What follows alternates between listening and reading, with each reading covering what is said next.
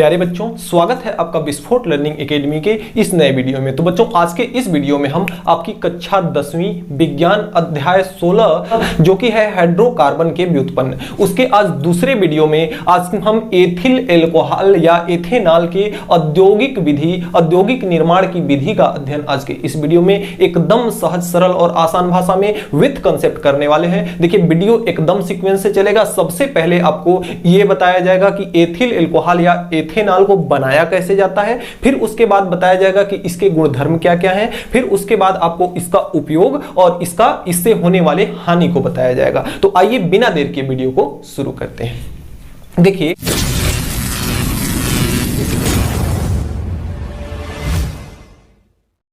Ethyl alcohol ये क्या है? एक एल्कोहल है। इसके पहले वीडियो में हम लोगों ने एल्कोहल को समझा था और एल्कोहल के आईयूपीएसी नामकरण को समझा था। तो इसमें देखिए एथेन जुड़ा है। एथेनॉल को अगर हम एथेनॉल को अगर दो भागों में बांटें तो ये आपका हो जाएगा एथेन धन आल। तो आल क्या है? जब कभी भी यहां पे एल्कोहल का वाला ग्रुप जुड़ता है या जब कभी भी एल्किल समूह में OH आयन जुड़ता है, एल्किल समूह में आपका OH आयन आकर के जुड़ता है, तो वह क्या कहलाता है? एल्कोहल कहलाता है। इसके बारे में हम लोग एकदम डीपली अध्ययन कर चुके हैं। तो देखिए, यहां पे एथेन है। एथेन का मतलब क्या होता है? मेथेन का मतलब एक कार्बन, एथेन का मतलब दो कार्बन। तो यहां पे कितने कार्बन है? C2 है। अगर C2 है और एक साथ में आल का मतलब क्या है? OH है। अब देखिए, C कितने हैं? दो कार्बन। कितने हैं? दो कार्बन है और एक इसके साथ में क्या है? OH है। तो एक OH को हम यहां कर दिए। अब इसके लिए हमें हाइड्रोजन की जरूरत कितना पड़ेगी? क्योंकि कार्बन को 4 चाहिए होता है, तो 1 2 3 4, 1 2 3 4, यानी एक हाइड्रोजन यहां, एक हाइड्रोजन यहां, एक हाइड्रोजन यहां। अब देखिए, इसका ऑलरेडी 2 हो चुका है, तो इसको कितना हाइड्रोजन चाहिए? 2 हाइड्रोजन चाहिए। तो यानी कि इसका अगर हम सूत्र की बात करें तो कितना हो जाएगा? 1 2 3 4 5, यानी 2 कार्बन और हाइड्रोजन कितना हो जाएगा? 5, और एक इसके साथ में जो जुड़ा है आपका OH, यानी कि इसका जो सूत्र हो जाएगा वह होगा आपका C2H5OH। यह इसका हो जाएगा सूत्र एथेनॉल का। किसका सूत्र हो जाएगा? एथेनॉल का। इसको हम लोग एथिल एल्कोहल भी कहते हैं, क्योंकि OH जिस ग्रुप में जुड़ा होता है, जिस एल्किल समूह के साथ जुड़ा होता है, वह क्या कहलाता है? एल्कोहल कहलाता है। यदि OH ग्रुप किसी एल्किल समूह के साथ अगर जुड़ा होता है तो वह क्या कहलाता है? एल्कोहल कहलाता है। और दो कार्बन के साथ जुड़ा है, इसलिए यह क्या कहा जाएगा? Ethyl alcohol. तो ये तो इसके बारे में थोड़ा सा आपका ये हुआ, इंट्रोडक्शन हुआ। अब देखिए, एथिल एल्कोहल या एथेनॉल का औद्योगिक उत्पादन, औद्योगिक का मतलब यह हुआ कि इंडस्ट्रियल, इसका व्यापारिक उत्पादन हम किस प्रकार से करते हैं उसे आज हम सीखेंगे। तो सबसे पहला काम हम क्या करते हैं? देखिए, यहां पे मोलेसेस लेते हैं, यानी कि यहां पे क्या लेते हैं? सीरा। मोलेसेस का मतलब क्या हुआ? सीरा। सीरे को हम क्या करते हैं? जैसे जो आपका ये है गन्ने का जो रस है, सीरा किससे बनाया जाता है? गन्ने के रस से। तो गन्ने के रस से हम पानी की मात्रा को अलग कर लेते हैं और उसमें से चीनी के अवयवों को अलग कर लेते हैं। अब देखिए, चीनी के अवयवों को लेकर के हम क्या करते हैं? उसमें वाटर मिलाते हैं, यानी कि इसमें पानी मिलाया जाता है। और पानी इतना मिलाया जाता है कि इसकी सांद्रता कितनी हो जाए? 10%, 8 से 10% इसकी सांद्रता हो जाए। देखिए, इसके सीरे में से हम चीनी की मात्रा को अलग कर लेते हैं, उसमें से पानी को अलग कर लेते हैं। पानी जो होता है पीला गाढ़ा आपका द्रव के रूप में होता है, उसको हम लोग सीरा कहते हैं। उसी सीरे को यहां इतना मिलाया जाता है, पानी में इतना मिलाया जाता है कि सीरे की सांद्रता कितनी हो जाए? 10% हो जाए। अब देखिए, सांद्रता का मतलब यहां पे क्या है? सांद्रता का मतलब यह है कि जैसे अगर कोई पात्र में आप नमक और पानी अगर घोले हैं, तो थोड़ा सा नमक घोलेंगे तो कम गाढ़ा पानी होगा, और उसमें से नमक डालते जाएंगे तो पानी और भी गाढ़ा होता चला जाएगा। तो सांद्रता का मतलब यहां किससे है? गाढ़ेपन से है। अगर कोई भी विलयन ज्यादा गाढ़ा है तो उसकी सांद्रता ज्यादा है, अगर कोई विलयन गाढ़ा कम है तो उसकी सांद्रता कम है। अब देखिए, यहां पे जो हम बोल रहे हैं कि 10% सांद्रता, तो 10% सांद्रता का मतलब क्या हुआ कि यदि इसकी सांद्रता 10% है सीरे का, तो इसका मतलब यह होता है कि यदि आपका पानी, जैसे टोटल विलयन आपका कितना है? टोटल विलयन अगर 100 ml है ना, तो 100 ml क्या है? विलायक है 100 ml, यानी विलायक यहां क्या है? पानी। 100 ml पानी में हम 10 ml क्या मिलाए हैं? सीरा मिलाया है, यानी 100 ml पानी में 10 ml मिलाया गया है सीरा, तो वह क्या कहा जाएगा कि उसकी सांद्रता कितनी है, 10% है। तो 10% सांद्रता तक हम इसमें पानी मिलाते हैं। अब इस पानी को हम कहां छोड़ते हैं, इस ये नली के द्वारा किण्वन कक्ष में जाता है। देखिए यह क्रिया किण्वन विधि से की जाती है। किण्वन का मतलब होता है सड़ाना, तो इसको हम सड़ा करके इसकी अभिक्रिया कराते हैं। तो ये आपका किण्वन कक्ष एक बना होता है। तो यहां से सीरा और पानी किसमें प्रवेश करता है, किण्वन कक्ष में। उसके अलावा देखिए इसमें आपका अमोनियम सल्फेट और सल्फ्यूरिक अम्ल इसमें ऑलरेडी उपस्थित होते हैं, जो कि ईस्ट के साथ मिलाए जाते हैं। अब ईस्ट क्या होता है, देखिए ईस्ट 5% लिया जाता है। ईस्ट का मतलब होता है फफूंद या कवक, कवक यानी जो जैसे जो काई लगती है, जो मतलब एक तरह से मान लीजिए कि सड़ा हुआ पदार्थ, तो वो क्या है आपका ईस्ट है। उसका 5% ईस्ट इस पाइप के सहायता से उसी किण्वन कक्ष में जाता है, जो कि आपके इस सीरा और पानी वाले विलयंस के साथ घुल मिल जाता है। और इस किण्वन कक्ष का जो टेम्परेचर रहता है 25 से 30 डिग्री सेंटीग्रेड तक रहता है, यानी कि इसके अंदर 25 से 30 डिग्री सेंटीग्रेड के अंदर यह अभिक्रिया कराई जाती है। और इस किण्वन कक्ष में विदाउट एयर, इसमें एयर यानी हवा नहीं रहता है, यह क्रिया विदाउट एयर यानी निर्वात में कराई जाती है। तो यहां से ईस्ट क्या काम करता है, ईस्ट उत्प्रेरक का काम करता है। अब देखिए फिर नई बात आ गई कि उत्प्रेरक क्या होता है। उत्प्रेरक आपका वह सुपरमैन होता है जो कि बिना अभिक्रिया में बिना भाग लिए अभिक्रिया के वेग को बढ़ा देता है। जैसे अगर मान लेते हैं कि ये जो किण्वन कक्ष में जो ईस्ट और आपका सीरा और पानी का जो मिश्रण आया, वह मान लेते हैं हम सपोज दैट कि 1 घंटे में यह अभिक्रिया होती। अगर इसमें उत्प्रेरक नहीं होता तो यह अभिक्रिया 1 घंटे में होती, लेकिन उत्प्रेरक के आ जाने से जो अभिक्रिया 1 घंटे में हो रही थी वह अभिक्रिया अब 15 मिनट में ही हो जाएगी। तो इसका मतलब क्या हुआ, और देखिए 15 मिनट में तो हो जाएगी, लेकिन जो आपका उत्प्रेरक है ईस्ट क्या काम करता है, उत्प्रेरक का ईस्ट में आपका इन्वर्टर और जाइमेज 2 प्रकार का आपका इसमें रहता है। ये इन्वर्टर और जाइमेज इसमें 2 प्रकार के आपके उत्प्रेरक रहते हैं ईस्ट में। तो उत्प्रेरक का काम क्या है, जैसे जो अभिक्रिया यहां 1 घंटे में होनी थी वह अभिक्रिया अब कितने में हो रही है, 15 मिनट में। लेकिन सबसे अच्छी बात यह है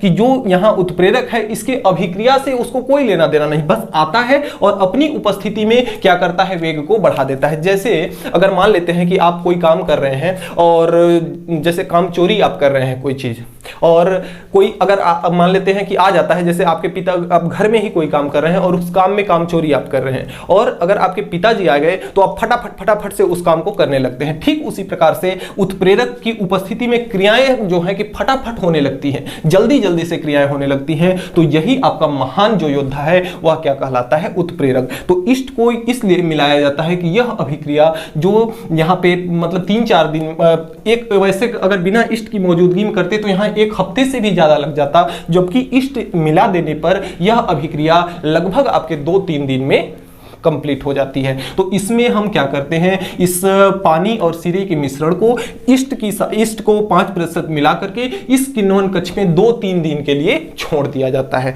उसके बाद 2-3 दिन के बाद यहां से तेज बुदबुदाहट के साथ आपका CO2 गैस मिलती है। जब ये आपका किण्वन हो जाता है, किण्वन का मतलब होता है सड़ना, तो ये जब आपका सड़ जाता है तो इसमें तेज बुदबुदाहट के साथ CO2 गैस निकलती है, जिसे हम बाहर निकाल लिया जाता है। और जो आपका एथेनॉल है या एथिल एल्कोहल है वह आपका लिक्विड के फॉर्म में आपका यहां चला जाता है, और इस नली से होकर के ये आपका है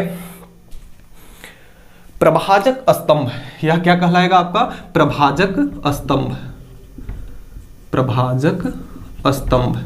तो यहां से होकर के आपका जो एथिल एल्कोहल है या एथेनॉल है वह इस पाइप के द्वारा होकर के प्रभाजक स्तंभ में चला जाता है। तो यहां पे देखिए क्या होता है कि ये लिक्विड के फॉर्म में रहता है, और प्रभाजक स्तंभ में क्या होता है, यहां से इसको भाप दिया जाता है, उष्मा दिया जाता है। तो उष्मा देने पर यह क्या होता है, वाष्पित होता है, और वाष्पित होकर के इस प्रभाजक स्तंभ के सहारे इसमें उष्मा पाकर के वह वाष्पित होता है, और वाष्पित होकर के धीरे धीरे जाकर के इस नली से होता हुआ इस टैंक में जाता है। इस टैंक में पहुंचता है, कौन सा, क्या पहुंचता है, एथिल एल्कोहल या एथेनॉल इस टैंक में पहुंच जाता है। इस टैंक में पहुंचने के बाद वह इकट्ठा हो जाता है, जिसमें हम एक नल लगाए होते हैं। उस नल को खोल करके हम उसको बाहर निकाल करके अपना इकट्ठा कर लेते हैं। इस प्रकार से हमारे इस सारे प्रक्रम में 90% C2H5OH यानी एथिल एल्कोहल आपका प्राप्त हो जाता है। देखिए ये सब मैं जितना भी चीज बताया इसके अगली आने वाली स्लाइड में आपके सारे ये नोट्स मिल जाएंगे इसके, आप वहां से अपने नोट्स कॉपी में उन सारे नोट्स को नोट कर सकते हैं। तो ये तो हमारा हुआ एथिल एल्कोहल या एथेनॉल का औद्योगिक उत्पादन। एक बार फिर से शॉर्ट में मैं इस सारे चीजों को डिस्कस करता हूं, फिर मैं चलूंगा इन सारे चीजों को मिटा दूंगा और ये जो मैंने जितना बताया वे सारे नोट्स के रूप में आएंगे और आप अपने उत्तर पुस्तिका में नोट्स के रूप में लिख लेना। तो आइए देखते हैं फिर से कि इसमें देखिए सीरा और पानी। सीरा क्या, जैसे गन्ने का रस जो होता है उसको हम क्या करते हैं, चीनी, उसमें से चीनी की मात्रा और पानी की मात्रा को अलग कर लेते हैं और चीनी की मात्रा को फिर से हम बाहर से पानी मिला करके इसको 10% का विलयन बनाते हैं और 10% के इसके विलयन को हम अंदर लाते हैं किण्वन कक्ष में। ये आपका है किण्वन कक्ष। तो इसको हम किण्वन कक्ष में लाते हैं जिसमें हम ईस्ट क्या करता है, आपका उत्प्रेरक का कार्य करता है। तो ईस्ट के साथ ईस्ट को भी हम इस यहां से क्या करते हैं, ईस्ट यानी कवक जो होता है, फफूंद होता है, उसको हम 5% उसका हम क्या करते हैं, उसको भी किण्वन कक्ष में मौजूद कराते हैं। देखिए यह एक उत्प्रेरक का काम करता है। इसमें जाइमेज और इन्वर्टर्स होता है और जो कि उत्प्रेरक होते हैं। और उत्प्रेरक क्या होते हैं कि जैसे जो अभिक्रिया आपकी यहाँ पे 15 दिन में होनी थी वह अभिक्रिया अब 2 दिन में हो जाएगी, क्योंकि यहाँ पे सुपरमैन उपस्थित है, इष्ट उपस्थित है, उत्प्रेरक उपस्थित है। तो उत्प्रेरक वे सुपरमैन होते हैं जो किसी भी अभिक्रिया में भाग नहीं लेते, लेकिन उसके वेग को, उसके अभिक्रिया की दर को क्या करते हैं, बढ़ा देते हैं। तो यहाँ इष्ट की सहायता से यह सारा क्रिया 2-3 दिन में हो जाता है और 2-3 दिन में यह आपका जो इसमें जो भी विलयन रखा हुआ है उसमें तेज बुदबुदाहट आ जाती है और तेज बुदबुदाहट के रूप में CO2 गैस निकलती है जिसे हम बाहर निकाल लेते हैं और इस पाइप के सहायता से बाकी जो आपका एथिल एल्कोहल है या एथेनॉल है उसको हम क्या करते हैं, इस प्रभाजक स्तंभ में ले आते हैं। प्रभाजक स्तंभ में यहाँ से उष्मा दी जाती है, भाप दिया जाता है, जिससे यह ऊपर की ओर आता है और एल्कोहल वाष्प के रूप में इसमें इकट्ठा हो जाता है, जिसे हम इकट्ठा करके इसको तरल के रूप में 95% एथिल एल्कोहल को बाहर निकाल लेते हैं। अब देखिए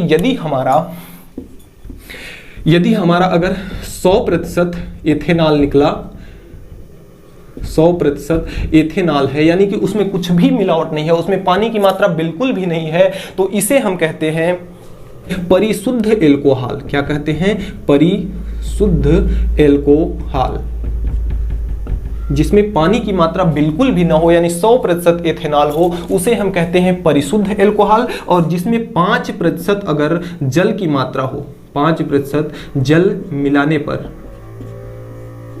इस पॉइंट को आप नोट कर लीजिएगा कि 5% इसमें जल अगर मिला दिया जाता है तो इसे कहते हैं परिशोधित स्पिरिट। परिशोधित स्पिरिट इसे कहा जाता है परिशोधित स्पिरिट। जब यहाँ पे 5% जल मिला दिया जाता है एथेनॉल में या एथिल एल्कोहल में तो उसे कहते हैं परिशोधित स्पिरिट। और जब यह 100% एथेनॉल होता है, यानी इसमें जल की कोई भी मात्रा उपस्थित नहीं होती है, तो इसे परिशुद्ध एल्कोहल कहा जाता है। और यदि इसमें पेट्रोल में आपका अगर एल्कोहल मिला दिया जाता है तो उसे हम पावर एल्कोहल कहते हैं, यानी कि पेट्रोल में इनको मिला देने पर इसका पावर अत्यंत बढ़ जाता है और इसका उपयोग हम ऑटोमोबाइल वाले इंडस्ट्रियल एरिया में करते हैं। और देखिए ये बहुत जो एल्कोहल है यह बहुत से चीजों को क्या कर सकता है, अपने अंदर घोल सकता है। जैसे आप अगर पेंट करते हैं तो पेंट अगर आपका सूख गया है तो उसमें थोड़ा सा हम एल्कोहल मिला देते हैं, थोड़ा सा स्पिरिट मिला देते हैं, तो वह क्या होता है, घुल जाता है। तो ये जो आपका एथिल एल्कोहल है यह बहुत सारे चीजों को अपने अंदर घोल सकता है, इसलिए इसका उपयोग औद्योगिक क्षेत्र में यानी उद्योग के क्षेत्र में इसका उपयोग बहुतायत मात्रा में किया जाता है। तो अब देखिए मैंने यहां पर जितना बताया, अब अगले आने वाली स्लाइड में अभी आपको इस सारे चीजों का नोट्स मिल जाएगा। फिर हम बात करेंगे इस एथिल एल्कोहल के गुणधर्मों के बारे में, उसके बाद फिर हम बात करेंगे इसके उपयोग के बारे में। तो वीडियो एकदम काफी इंटरेस्टिंग है। अगर आपको समझ में आ रहा है तो एक लाइक जरूर बनता है, एक लाइक करके कमेंट जरूर करके बताइए कि हाँ सर हमें समझ में आ गया कि एथिल एल्कोहल कैसे बनाया जाता है।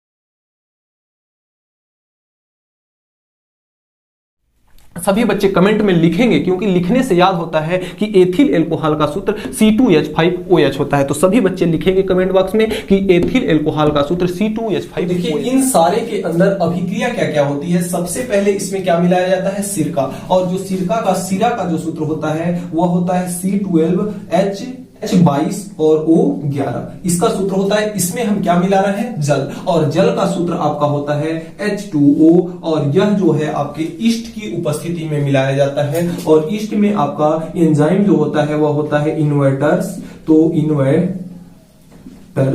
इन्वर्टर्स एंजाइम की उपस्थिति में देखिए ये जो ग्लूकोज है यह दो हिस्सों में आपके टूट जाता है। पहला तो ये, इसको हम सुक्रोज कहते हैं, जो आपका ग्लूकोज नहीं है, सुक्रोज है, ये आपका सीरा है। सुक्रोज को हम क्या कहते हैं, सीरा कहते हैं। तो सुक्रोज का जो सूत्र होता है H12 H22 और O11 होता है। तो इसको जल की उपस्थिति में जब हम इसकी अभिक्रिया कराते हैं तो इन्वर्टर्स एंजाइम यानी ईस्ट में आपका होता है इन्वर्टर्स। तो इन्वर्टर्स एंजाइम की उपस्थिति में आपका ये बनता है C6 और H12 और O6 और प्लस C6H12 और O6। अब देखिए ये दोनों चीज एक ही है।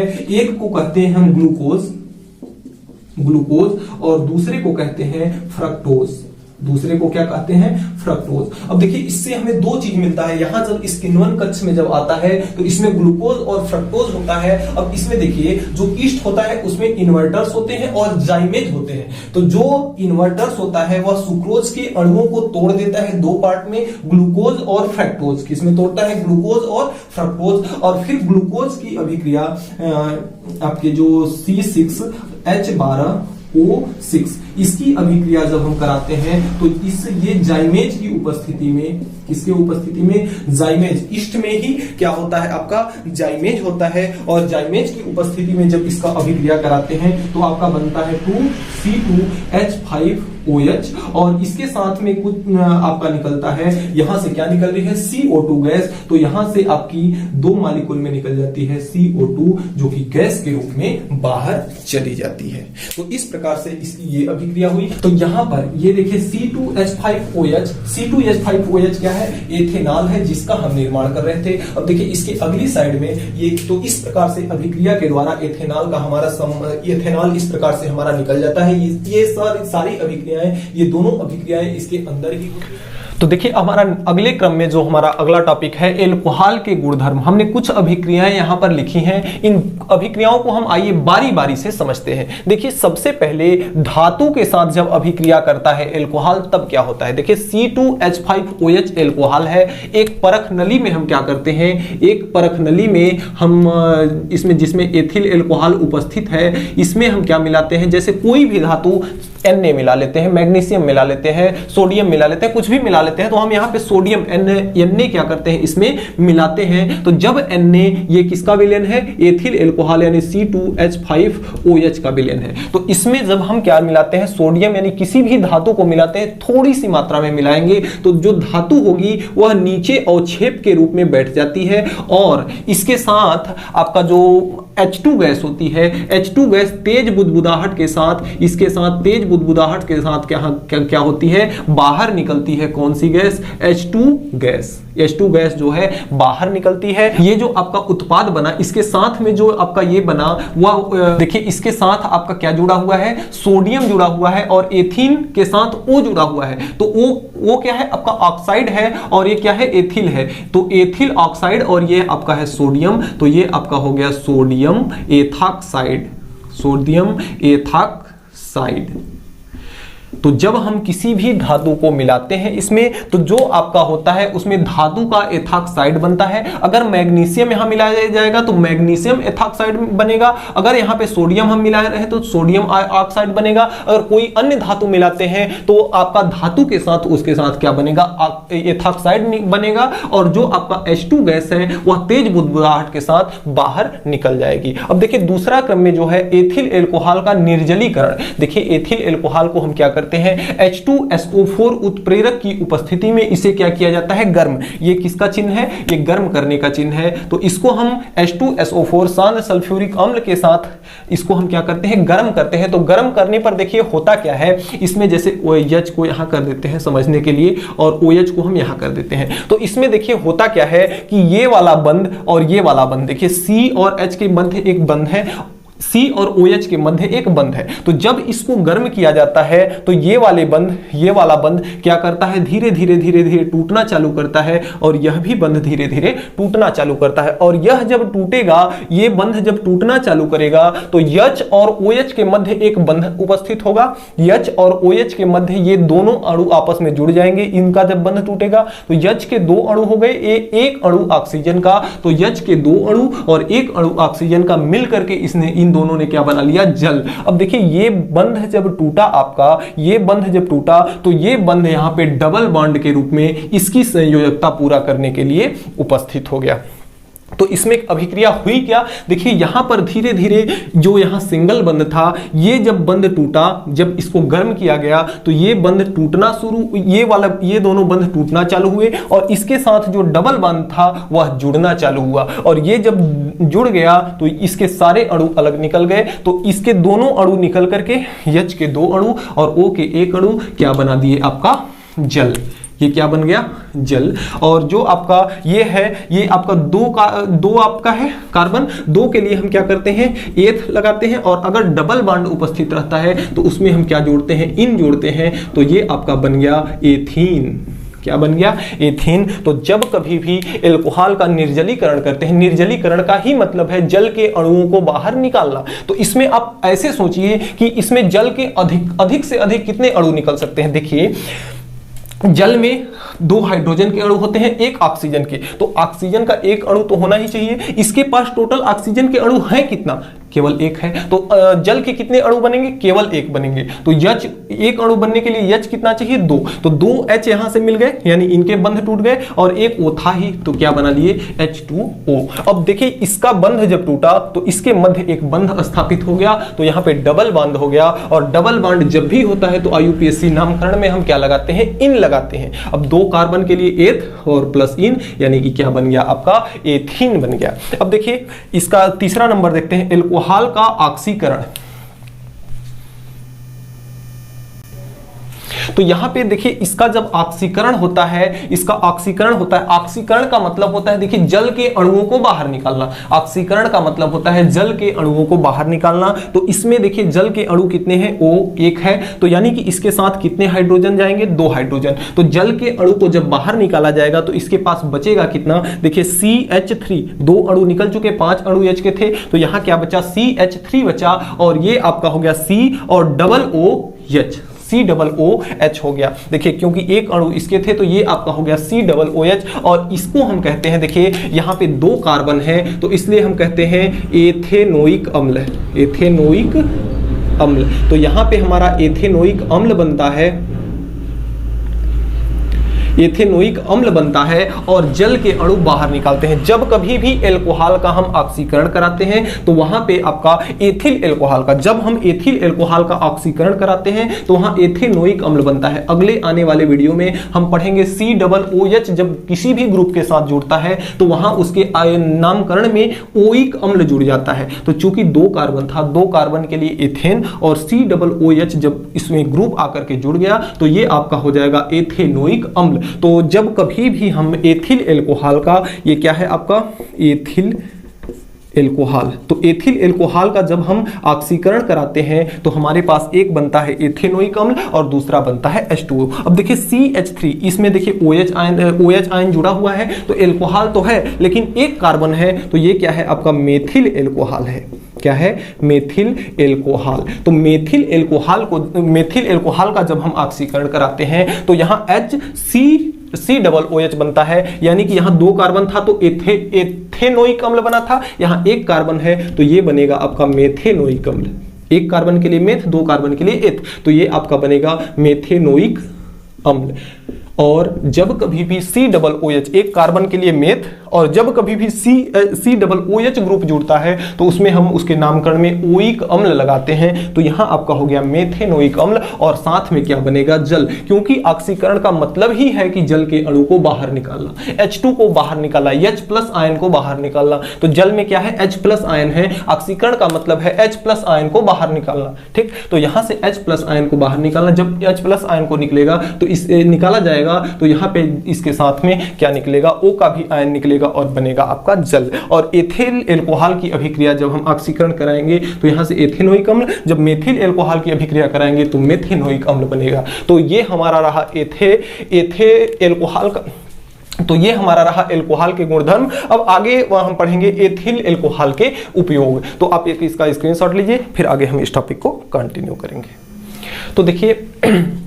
तो देखिए एल्कोहल के उपयोग क्या क्या है। सबसे पहला उपयोग कि यह एक बहुत ही अच्छे प्रकार का विलायक माना जाता है, यानी कि यह अपने अंदर किसी भी चीज को बहुत जल्दी घोलता है। जैसे पेंट हो गया, वर्निश हो गया, ये इस सब में अगर हम थोड़ा सा स्पिरिट मिला दें, थोड़ा सा एल्कोहल मिला दें तो वह अच्छे तरह से क्या होते हैं, घुल जाते हैं। जैसे अगर आपका पेंट बहुत ज्यादा गाढ़ा है या जम गया है तो उसमें थोड़ा सा स्पिरिट मिला देंगे तो वह विलायक का काम करेगा और पेंट को क्या करेगा, घोल देगा। तो इसमें ये इसको एक अच्छे विलायक के रूप में इसका उपयोग करते हैं। दूसरा चीज कि यह देखिए अत्यंत ज्वलनशील होता है। क्या होता है, ज्वलनशील होता है, इसलिए इसका उपयोग हम पेट्रोल के साथ ईंधन के रूप में करते हैं। देखिए यहां पे तो नहीं, लेकिन विदेशों में इस पेट्रोल के साथ ईंधन के रूप में उसको डाल करके गाड़ी वगैरह में हम उसको क्या करते हैं, गाड़ी को भुर्र भुर्र दौड़ाते हैं। तो यहां देखिए तीसरा जो है आपका क्वथनांक व गलनांक इसका कम होता है। क्या होता है, क्वथनांक और गलनांक इसका कम होता है। तो इसमें रंजक यानी कि स्याही को मिला करके हम इसमें थर्मामीटर की रीडिंग पढ़ने के लिए भी काम में लेते हैं, यानी इसका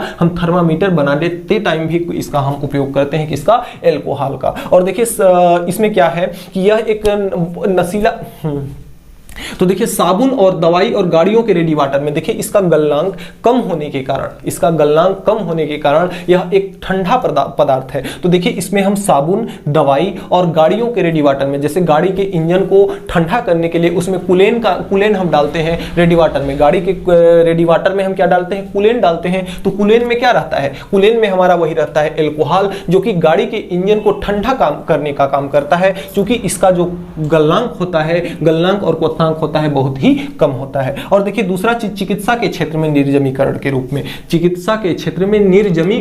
में, देखिए क्या है कि जब कभी भी डॉक्टर आपके घाव वगैरह पे पट्टी जब लगाता है तो पट्टी अगर बहुत चिपक जाती है तो थोड़ा सा उस पर स्प्रिट डालता है, जिसकी सहायता से पट्टी आसानी से खुल जाती है। जब डॉक्टर आपको इंजेक्शन लगाने आता है तो वो अपना एक स्प्रिट रखा रहता है और आपके जहां भी इंजेक्शन लगाना होता है थोड़ा सा स्प्रिट लगाता है और इंजेक्शन आराम से लगा करके चला जाता है और आपको कोई भी दर्द नहीं होता। तो एल्कोहल के इस प्रकार से उपयोग हैं। अब देखिए हम बात करेंगे एल्कोहल के दुरुपयोग के बारे में, एल्कोहल के दुष्प्रभाव के बारे में।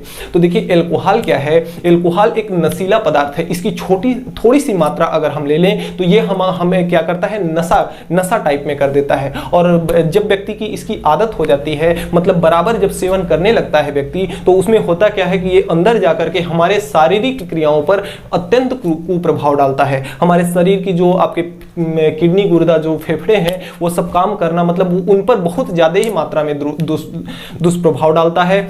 तो और एल्कोहल का उपयोग आजकल अधिकायत मात्रा में लोग कर रहे हैं, जो कि हमारे शरीर में क्या है, बहुत ही ज्यादा हानिकारक है। क्या है कि एल्कोहल एक बहुत ही अच्छा विलायक है, इसलिए इसका उत्पाद जो है कि बड़ी बड़ी कंपनियां बहुत ज्यादा मात्रा में करती हैं, क्योंकि यह एक अच्छा विलायक के रूप में काम करता है। लेकिन इसका जो हम दुरुपयोग करते हैं अपनी लाइफ में, अपनी जिंदगी के साथ खिलवाड़ करते हैं, वह हमारे जिंदगी को बहुत ही घातक दुष्प्रभाव डालता है। तो डियर स्टूडेंट्स, आज के वीडियो में इतना ही। हमें उम्मीद है कि आज हमने जो भी पढ़ा आपको अच्छे से समझ में आया होगा। ये वीडियो आपको कैसी लगी ये कमेंट बॉक्स में कमेंट करके आप हमें जरूर बताएंगे। और तो इसके बाद के वीडियो में हम एथेनोइक अम्ल के बारे में चर्चा करने वाले हैं और जल्द ही मैं वो वीडियो लेकर के आऊंगा। तब तक आप लोग अपना प्यार इस वीडियो में भरपूर दिखाइए और अपने चैनल को अभी तक हमारे सब्सक्राइब नहीं किया है, चैनल पर नए हैं तो प्लीज चैनल को सब्सक्राइब करके बेल आइकन को प्रेस जरूर कर लें, ताकि मेरी अगली आने वाली वीडियो की नोटिफिकेशन आप तक पहुंच सके। तो मिलते हैं नेक्स्ट वीडियो में नेक्स्ट टॉपिक के साथ नेक्स्ट डे। तब तक के लिए गुड बाय।